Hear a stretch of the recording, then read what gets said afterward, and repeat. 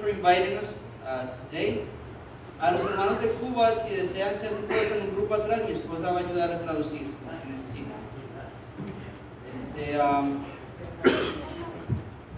Like I say, I was born in Colombia and my family happens to be here with us.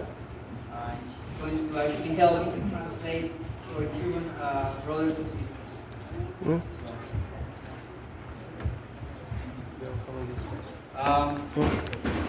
So we've done plenty of prayers, but Sorry. it's never more than enough, right? So we're going to have one more prayer before pray. Lord God, we thank you for the opportunity to be here this morning, to share your word of encouragement. Change your word that challenges us. We pray, Lord God, that we will be challenged and we will live up to that challenge. In Jesus' name, amen. There is a feeling that most of us have experienced at some point in our lives. And it only takes a few seconds to recognize it. You walk into a room and immediately you know, I don't belong here.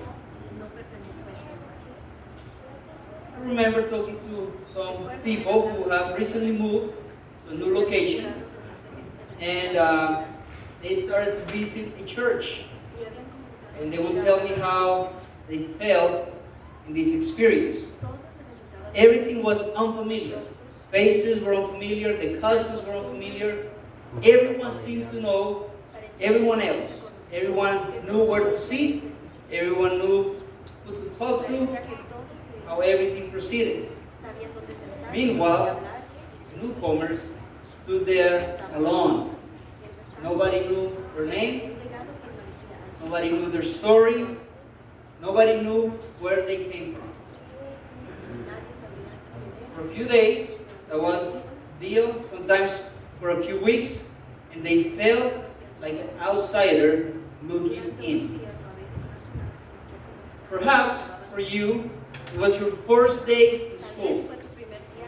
Perhaps it was your first Sabbath at a church. Perhaps it was your first day at a new job. Perhaps it was moving to a new city where you knew absolutely no one. Have you ever felt like an outsider? Most of us will describe this in a similar way. It feels lonely, awkward, uncertain, forgotten, disconnected, excluded. You wonder if anyone notices you. You wonder if anyone cares. You wonder if you will ever belong. Now imagine carrying that feeling not just into a room, not just into a school, but into your understanding of God. Imagine believing that God's promises belong to someone else. Imagine believing that you did not belong among God's people. The people hearing Paul's letter in Ephesus knew exactly what that felt like. Before they became Christians, they were not merely outsiders socially. Paul says they were outsiders spiritually. And before Paul tells them who they are in Christ, he first asks them to remember who they once were. Now let's look again. Let's look at verse 11 and 12 of Ephesians chapter 2. Let's open our Bibles. Ephesians chapter 2, verses 11 to 12. Ephesians 2, verses 11 to 12.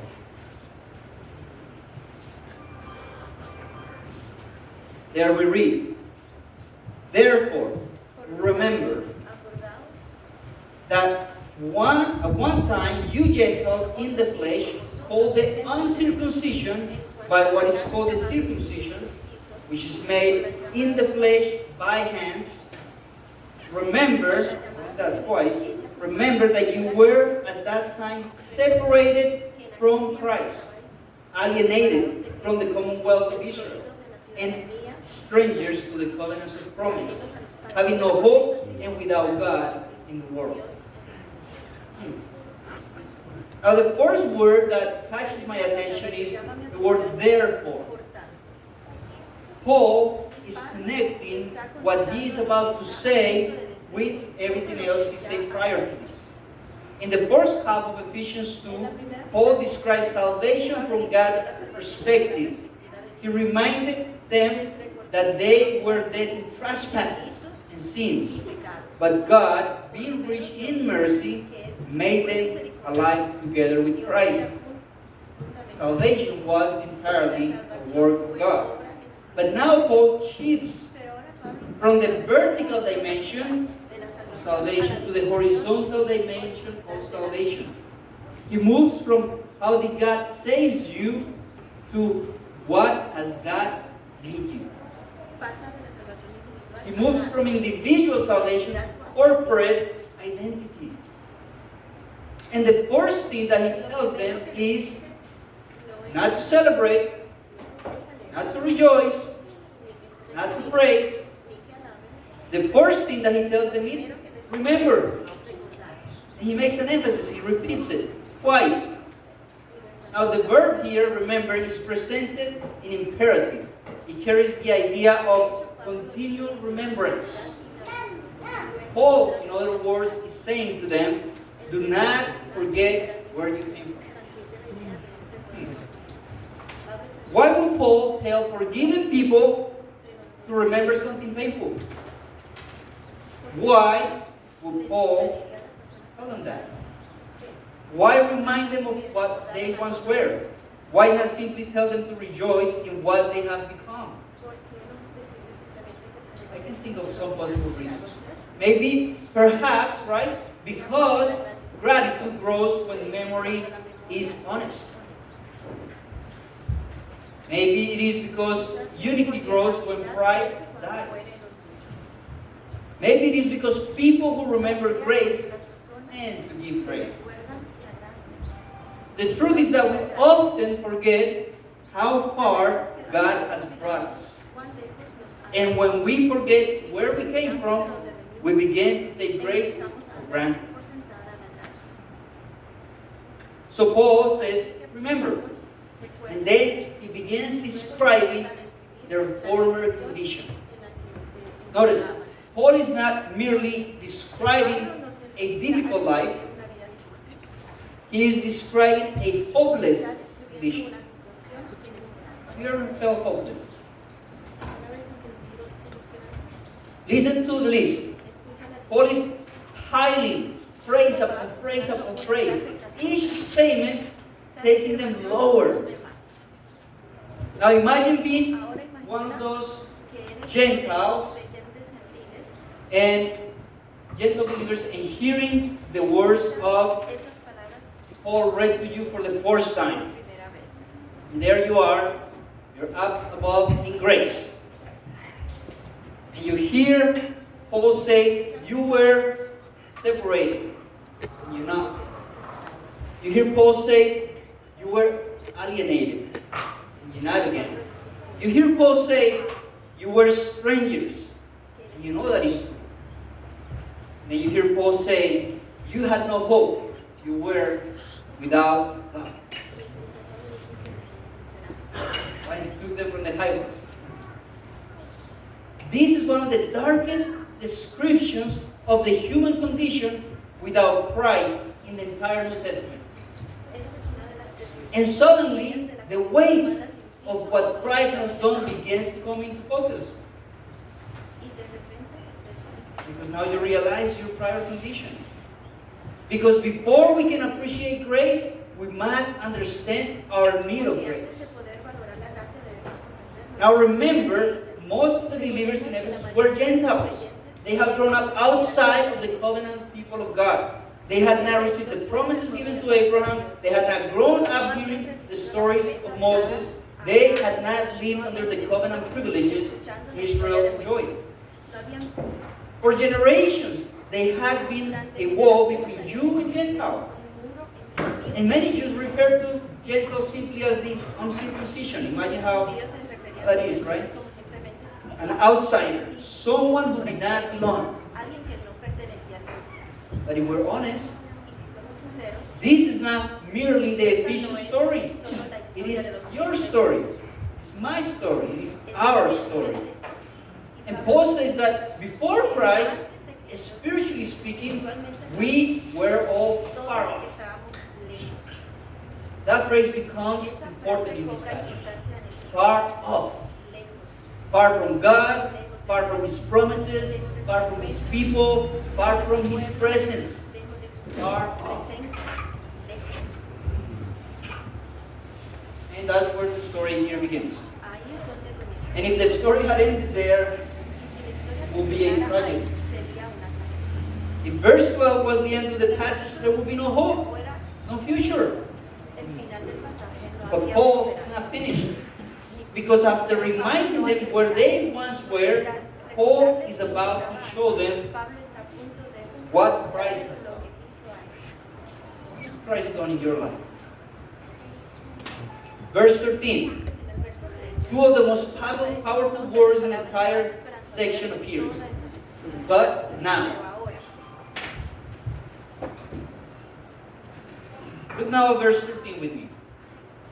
Ephesians 2 verse 13. But now, in Christ Jesus, you who once were far off have been brought near by the blood of Christ. There they are. But now, everything changes with those two words. Filled with hope. The Ephesians were separated from God, far off. But now, not someday, not after they become good enough, not after they earn God's acceptance, but now. Amen. Paul is announcing that something has happened in history that has fundamentally changed their condition. He does not say they brought themselves near.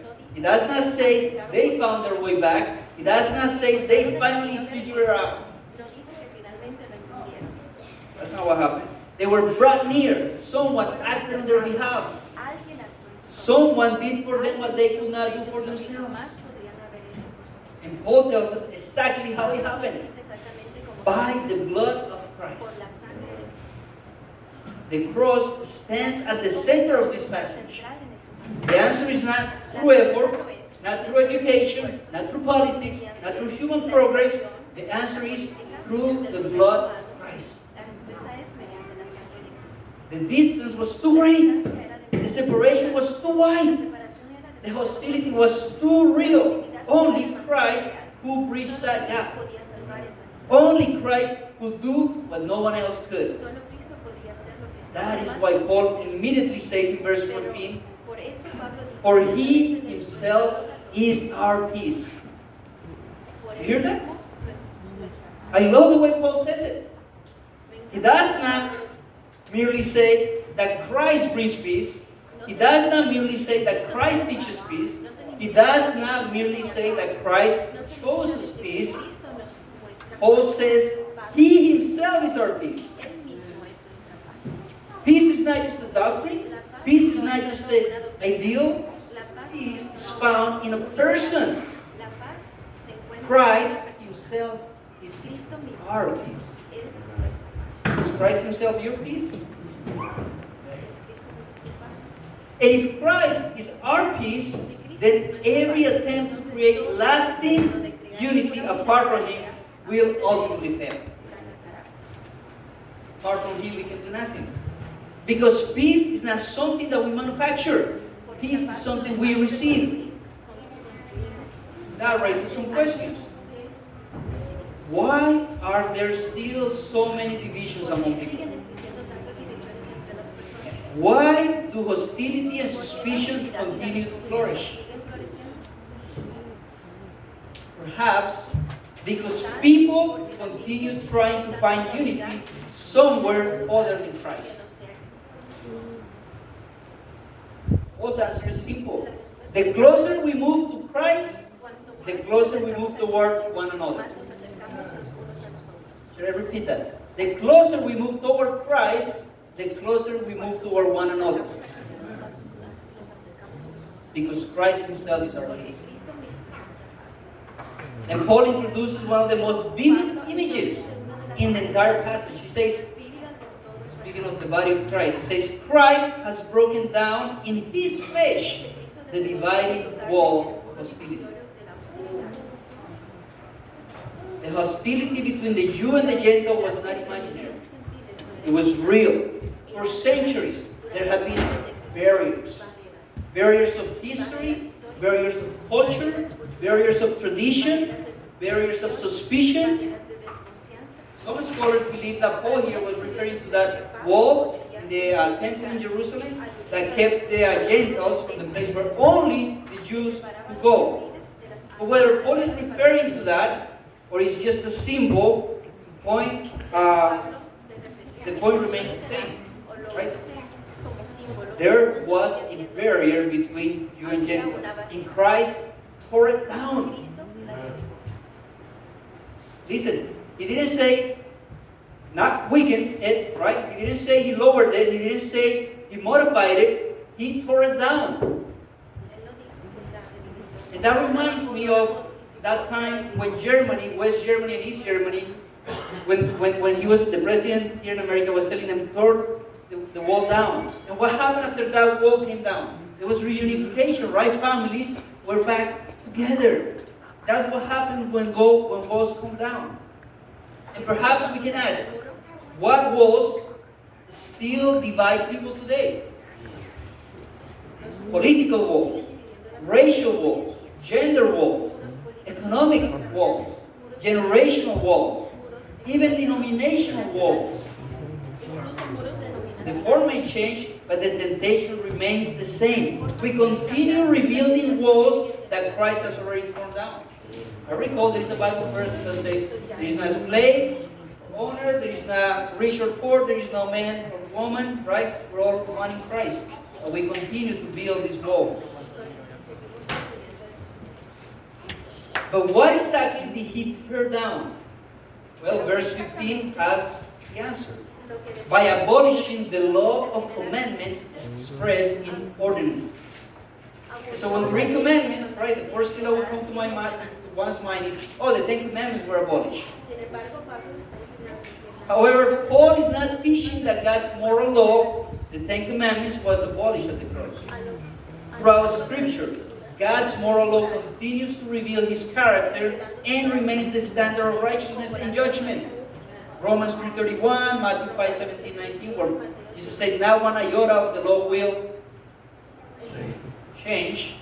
Or Revelation 14:12 says that the characteristics of the end time of God's people is that they keep the commandments of God and they have the faith in Jesus. So the context is very important. Paul's concern here is with what? Hostility that existed between the Jews and the Gentiles. And the question I have for you is, do the Ten Commandments create hostility between people? Yeah. The answer is not really, right? We were to keep the commandments. The first 5 commandments unite us to God, the first 4, and then the next 6, they will unite people, right? You will not be stealing or killing or lying, right? So it cannot be the Ten Commandments. On the other hand, the ceremonial ordinances and boundary markers that distinguish Israel from the rest of the nations around them, they have become barriers separating people. Through His death, Christ fulfilled the ceremonial system and pointed forward to Him. We find that in Colossians 2, verses 14 through 17, Hebrews 10, verses 1 to 10. We see a powerful symbol of this moment when these walls came down of Christ at Christ's death. Matthew tells us, Matthew chapter 27, verse 51, tells us that when Jesus died, the curtain of the temple was torn in two, from top to bottom. The veil that separated humanity from the most holy place. What was the most holy place? The place where the presence of God abided. That place that was torn down, right? The veil that separated humanity was torn by God Himself, signifying that the sacrificial system had reached its fulfillment in Christ. Hebrews explains that believers now enter God's presence through, pay attention to this, through the new and living way that opened for us through the curtain that is through His flesh. Can I be more clear? What did He open for us through His flesh? Access to the Father. No more sacrificial system. Nothing to do with the commandments. Jesus Christ's body was broken for us. The veil was torn, opening direct access to God through His sacrifice. And I find this fascinating that in the very moment that the veil was torn vertically between humanity and God, another barrier was being torn down horizontally between the Jews and the Gentiles. Paul's emphasis in Ephesians 2 is not that God's moral standards were abolished, rather, through the sacrifice of Christ, the ceremonial ordinances that pointed forward to Him meant fulfillment. And the barriers that separated Jew and Gentiles were removed. The same Christ whose flesh was torn for our salvation also tore down the wall of hostility between people and opened the way for all believers to come to the Father. Really.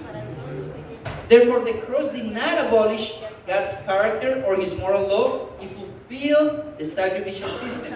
It removed the barriers that divided God's people and provided access to the Father through Christ. Pay attention to this. At the cross, two walls came down.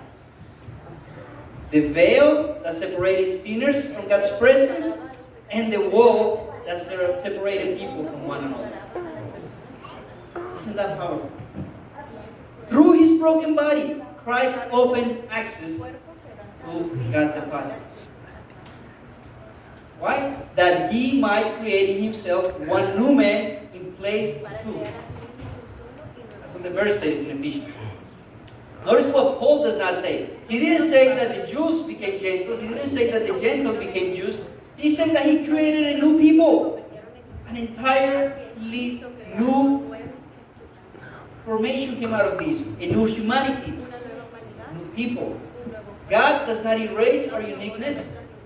He redeems it. Our backgrounds remain different. Our experiences remain different. Our stories remain different. But our primary identity changes. We are no longer defined by our ethnicity, our nationality, our politics, our social status, our personal history. We are defined by Christ. And then Paul takes us even closer in verse 16, Ephesians 2:16. And might reconcile us both to God in one body through the cross, thereby healing the hostility. Notice the order here. Paul does not begin with reconciliation between people. He begins with the reconciliation to God. This is where modern culture gets it wrong. They have it backwards. The world wants horizontal peace without vertical reconciliation. They want unity without God. And Paul says the opposite. Peace with God produces peace with others. Reconciliation with God produces reconciliation with those around you. Are you reconciled to everyone around you? Or are you building a wall that is already torn down? Am I speaking to anyone? The cross stands at the center of both relationships. Verse 17. And He came and preached peace to you who were far off and peace to those who were near. The same cross that removes our guilt before God also removes the hostility between people. And then Paul continues this spiritual crescendo in verse 18. For through him we both have access in one spirit to the Father. What a beautiful picture. Through the Son, in one spirit, to the Father. The Father welcomes us, the Son reconciles us, and the Spirit grants us access. The entire Godhead, the triune God, is involved in bringing sinners home. Amen? Think about how remarkable this is. The people who began this passage, far off, separated, alienated, strangers, without hope, without God, they now stand in the presence of the Father Himself. Not as outsiders, not as strangers, but with access, with acceptance, with belonging. Do you feel that you belong to God's church? Christ did what no one else could do. He brought near those who were far off. He made peace where there was hostility. He created people out of former enemies. One people. And He opened the way into the very presence of God. But if Christ has done all of that, then the question remains, what exactly did Christ build? Paul answers that question in verses 19 to 22. Here Paul arrives at the result of Christ's work. He has reminded the Ephesians where they once were, far off. He has shown them what Christ has done, brought us near. Now He shows them what they have done. Verse 19 reads, So then, you are no longer strangers and aliens, but you are fellow citizens with the saints and members of the household of God.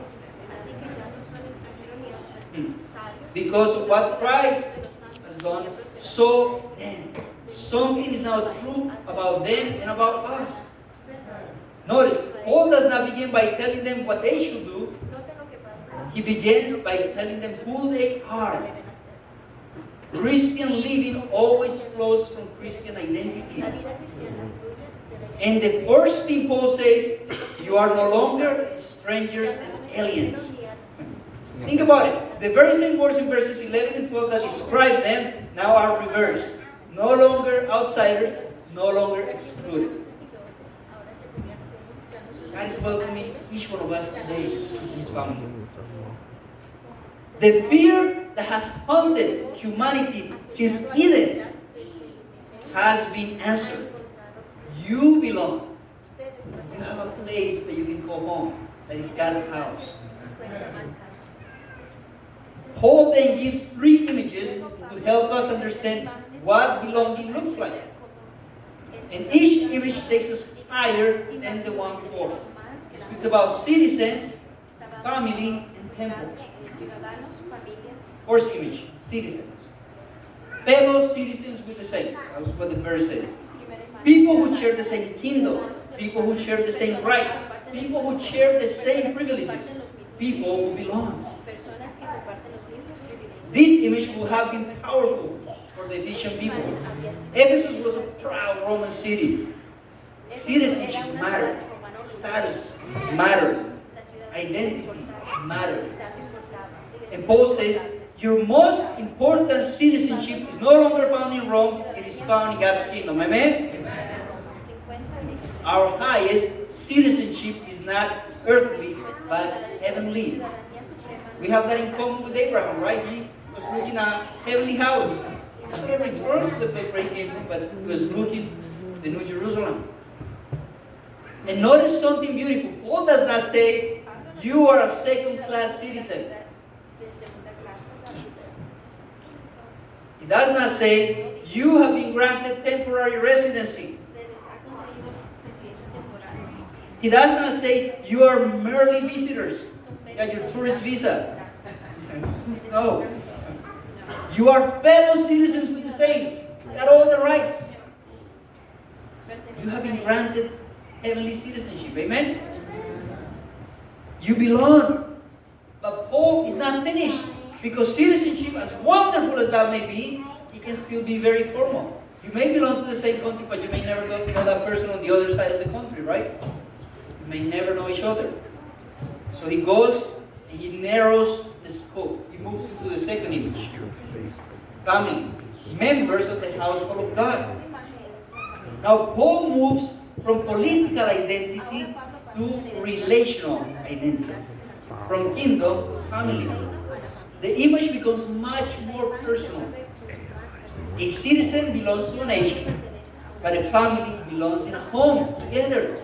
Families share life together. Families celebrate together. Families carry burdens together. Families forgive one another. Families stay when life becomes difficult. Paul is saying something astonishing. God has not merely given us legal standing. He has welcomed us into his household, into his family. We're not merely tolerated, we are loved. We're not merely accepted, we are adopted. We are not merely citizens, we are family. You are my family, sister. We're all family. And I suspect that image touches something deep within every human heart. Because all of us desire a place where we are known. A place where we are loved. A place where we belong. And Paul says, in Christ, that exists. It is the household of God. This is why the church must be more than an organization, more than a building, more than a weekly gathering. The church is God's family. And if Christ has made us family, then we must learn to live like a family. Do you hear me? Are we living like a family in the church? And if Christ has made us family, then we must learn to live like a family, Pastor. And I love your enthusiasm because you always want to bring people together. I really appreciate having you as our pastor. You bring people together. Amen. And we need to get together not because we always agree. Families disagree. I know husbands and wives disagree. Not because we always think alike. We don't. Particularly if you have teenagers, they think differently, right? Not because we always come from the same background. We don't. My wife and I are from different places. But because Christ has already made us one. Yet, even family is not Paul's highest image. We move from citizenship to family, but now we go to the apex of his imagery. Third image, the temple. Look at verses 20 to 22. Built on the foundation of the apostles and prophets, Christ Jesus himself being the cornerstone, in whom the whole structure, being joined together, grows into a holy temple in the Lord, in him, you also are being built together into a dwelling place for God by the Spirit. Notice the progression. Citizen, family, temple. Each image takes us higher. This is the theological summit of this passage. Paul is no longer merely talking about status. He's no longer merely talking about relationships. He's talking about God's presence. In the Old Testament, the temple represented what? The place where God dwelt. Let them build me a sanctuary that I may dwell among them. Now Paul says something astonishing. The temple is no longer primarily a building. The temple is a people. You, me, us, together. We are God's temple. Notice that Paul does not say you're being built individually. You can be a Christian and a Lone Star. He says you're being built together. The temple is growing together. And that word matters. The church is not a collection of isolated stones stretched across a field. The church is a structure joined together, built together, growing together, a dwelling place for God. And this is where Paul's argument reaches its climax. The goal was never simply that sinners will be forgiven. The goal was never simply that outsiders will become citizens. The goal was never simply that strangers will become family. The goal was that God will once again dwell among his people. Notice the progression. God gives us a kingdom, God gives us a family, God gives us himself. That is the climax. The greatest gift of the gospel is not merely forgiveness, it's not merely belonging, it is the presence of God. You're right. And when we step back, we see that that has always been God's plan. From Abraham to Israel, to the nations, to Pentecost, to the church, and ultimately to the New Jerusalem. God has always been creating a people for himself. One family, one dwelling place, one redeemed community drawn from every tribe, nation, tongue, and people. This is what Paul is celebrating. This is what Christ has built.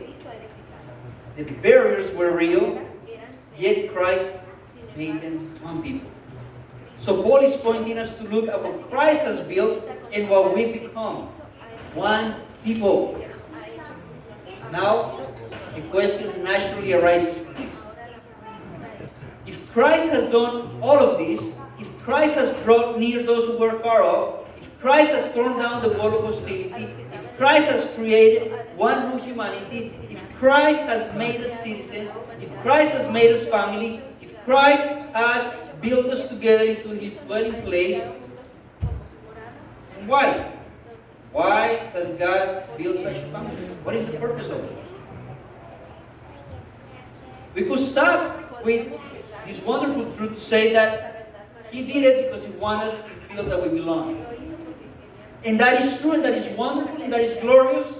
But Paul seems to be going even further. The church does not merely exist for itself.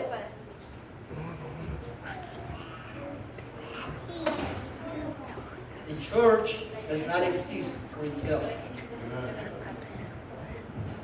The church exists to display something, to reveal something, to testify to something. Now, the question is, what is the world supposed to see when it looks at these new people? Think about Ephesus. Jews and Gentiles were not merely different. The hostility was real. The suspicion was real. The division was real. Yet Christ made them one. How do you explain that? A community that should not exist. A community composed of former enemies. A community held together by Christ. A community inhabited by God. Do you see how special that is? The answer is simple. But now God intervened. And I think that brings the text close home to all of us. Look around this congregation, right? Look around our district. Different backgrounds, different cultures. You got a preacher with a heavy accent this morning. Different accents, different experiences, different stories, different educational backgrounds, different economic circumstances. Many of us will never cross paths outside of God's providence. And I found myself thinking, when I look at the chat, the group that we have in Watertown, and I see that invitation for the baby shower, right? And that's what the church should be about. People gathering together, sharing life together, bearing burdens together, worshiping together, praying together, serving together, making life together. Because Christ creates a new humanity that is called to enjoy life together as a family. That is exactly what Paul is describing. Not perfection, not uniformity, not the absence of differences, but a family created by Christ, David. A family held together by Christ. A family in which God himself dwells. And that raises another question. Let's ask a last question. How will the world respond when they see people who will otherwise remain strangers becoming family? Jesus gives us the answer. In John 13, verse 35, he said, "By this, all people will know that you are my disciples." Disciples of who? Jesus Christ, the resurrected Christ. By this, all people will know that you are my disciples if you have love for one another. Notice, Jesus did not say, all people will know you are my disciples because you have identical personalities, because you have the right doctrine, or because you come from the same background, or because you agree on every preference. He said, if you have love for one another. In other words, the existence of a reconciled people becomes part of the testimony. The church is not perfect. We know that. The church is made up of sinners saved by grace.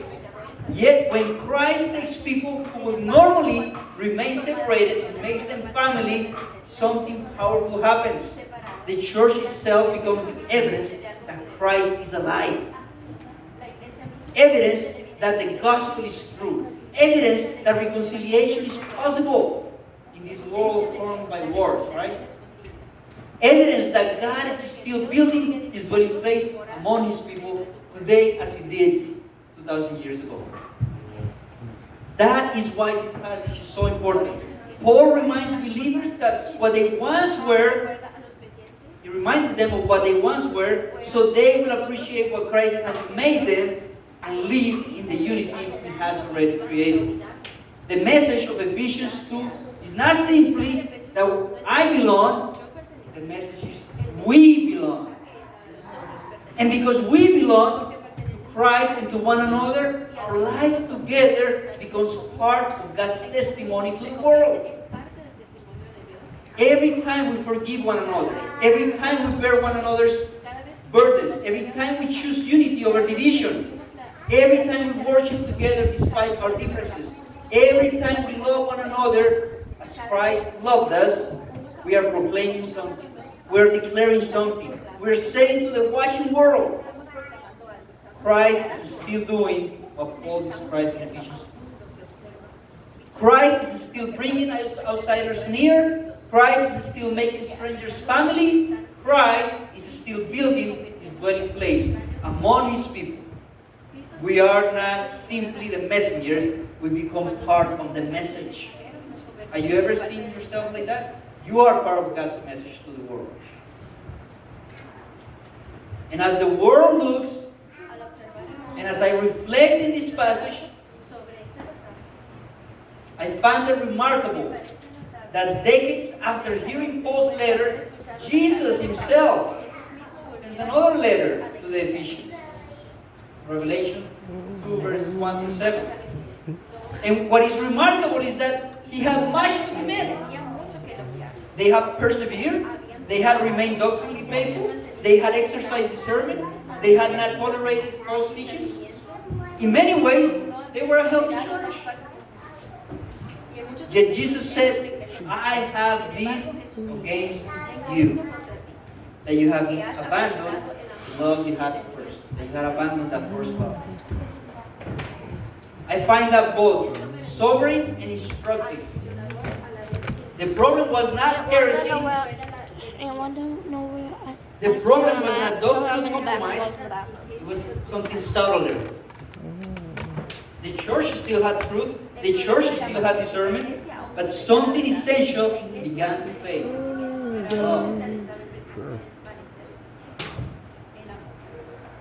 And that serves as a gentle reminder for us. The family Christ creates must be cherished. The unity Christ creates must be guarded.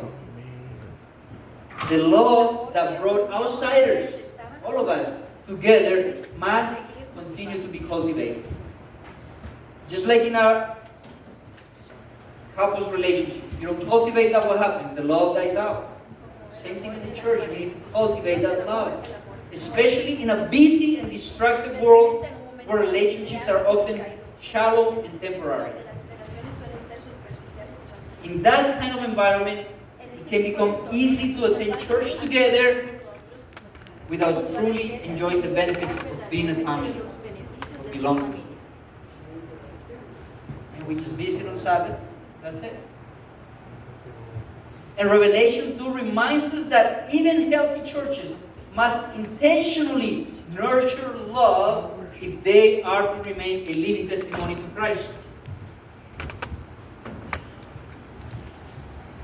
Perhaps the question that Revelation 2 asks Ephesians 2 is this: what happens if we stop cherishing what Christ has built? Now let me tell you something. The answer is not that Christ's work fails.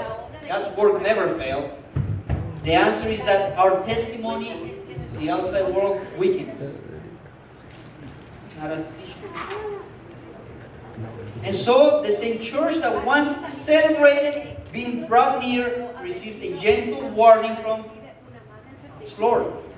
Guard what Christ has built. Protect the unity Christ created. Nurture the love that made strangers into family. Because the church life together is part of His witness to the world. And as we come to an end of this passage, let's remember when Paul began and where he ended. He begins with people who do not belong. Paul ends with people who belong so completely, so thoroughly, that they become the dwelling place of God. And all of this because of Christ. He brought us near, He made us family. And He's still building us together into His home. Oh, you're back just in time. In these 11 verses, Paul has been reminding us of three great realities. Remember where you came from. Remember what Christ has done and is still doing in your life.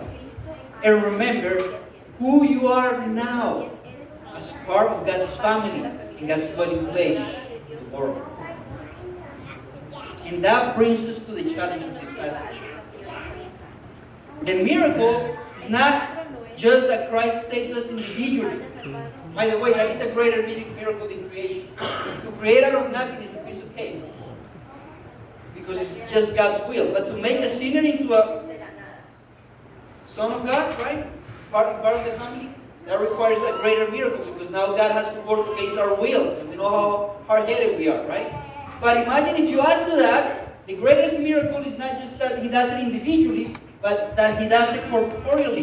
The greater miracle is that Christ is building us together. Sometimes in a bad day I can even stand myself. And yet He's building us together. That is a miracle. Therefore, continue loving one another. Continue worshiping together. This street, right? Continue bearing one another's burdens. Continue extending grace to one another. Continue confessing the same faith. Continue pursuing the same mission. Continue cherishing the family Christ created. Because the world expects people like us to divide. But when we remain together, they see evidence that Christ is alive. They see evidence that the gospel is true. They see evidence that God is still building His church. So today I want to invite you to recommit yourself to three things. Number one, to Christ, who is our peace. Number two, to the unity of His church. To the unity of the church. There's so much division out there. We should not partake of that. We are God's church. Let's keep the unity that He created. And to the mission of making the gospel visible through the way we love one another. We love our community. May we never take for granted what Christ has accomplished. May we never stop cherishing the family He created. May we never lose the love that first brought us together. For Christ brought us near to God. He brought us near to one another and is still building us into His family. So that the world cannot explain, and that is something the world cannot explain apart from Him. Amen.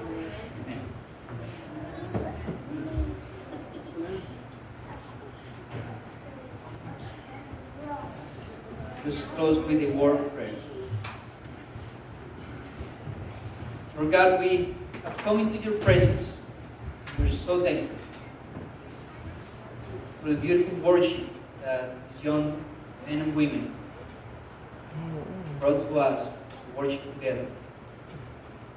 Through the Sabbath lesson that the pastor brought, through every other participation in the service, through the presence of everyone here. We thank you so much, Lord God, for the church which we are a part of. And we pray that we live up to the challenge that was presented this morning. And as we depart from this place to fellowship together downstairs, as we partake of the bread, the company of each other, we pray that your presence will always abide in our heart. In Jesus' name.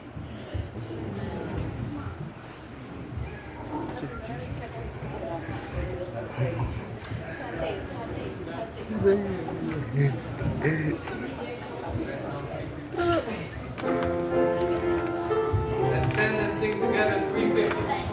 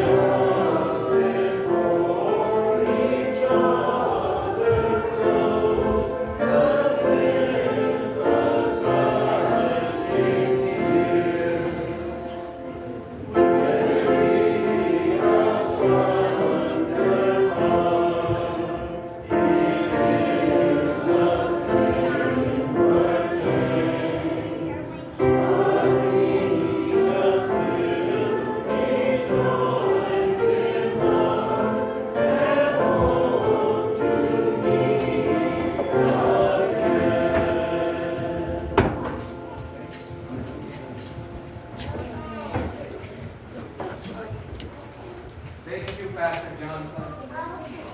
Oh, so I can't see. Thank you, Pastor Johnson. That was a wonderful, wonderful message. Praise the Lord. Now, we are family, right? Amen. We are family, right? Oh, okay. But because of God, because of Jesus, because of the Holy Spirit that lifts us up, that binds us together.